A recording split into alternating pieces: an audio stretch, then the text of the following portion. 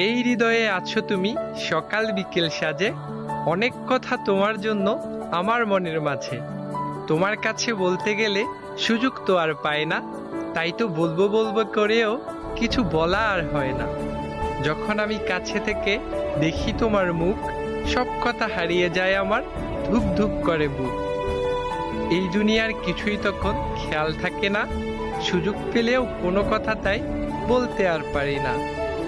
দিনরাত ধরে কথা সাজাই তোমায় বলবো ভেবে, সামনে যখন দাঁড়াও তুমি তখন যাই সব ভুলে।